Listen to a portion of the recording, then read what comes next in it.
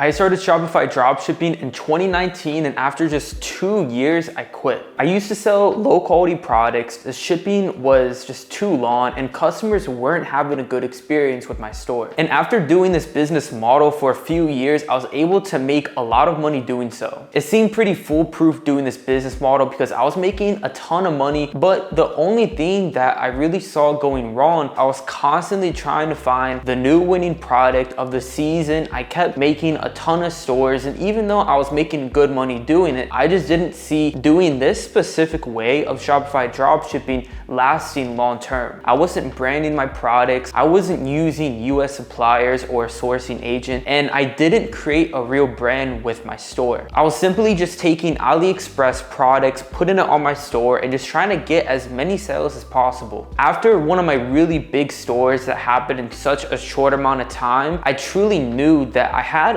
enough skills in order to make a very large amount of money, but I don't want to do that by constantly creating new stores every few months. I wanted to create one long-term brand that I can put all my time and focus in. And since a lot of people on this platform are telling you to simply just take products on AliExpress, find a viral product, and make a ton of money, I want to come in here and actually show you guys how to build a real lasting brand and not continuously following the hype trends that everyone else is doing. So I want to lay down 3 simple steps on how you can get into Shopify dropshipping and turn it to a real long-term brand that you can go off and exit later. And that's one really good thing that I have under my belt right now with the store. I'm building a real asset that I can go ahead and sell to investors when I'm done with the brand. So the first step that you're gonna do, find a winning product. And if you guys haven't checked out some of my recent videos, I go over exactly how I personally found the winning product on my over $1 million store and exactly the criteria that go with it. And you're also gonna use AliExpress as your supplier, but just when you're testing the products, not when you're going off and scaling your store. So once you do all these things and you find a product that does a few $100s in sales, this is when you're gonna step into the brand building process. You want to find a reliable US supplier or sourcing agent to get your product with extremely fast shipping. Typically you want around 4 to 9 day shipping, and someone that can not only brand your products, but also brand your packaging as well. First off, Zendrop is a really good platform for people that are wanting to use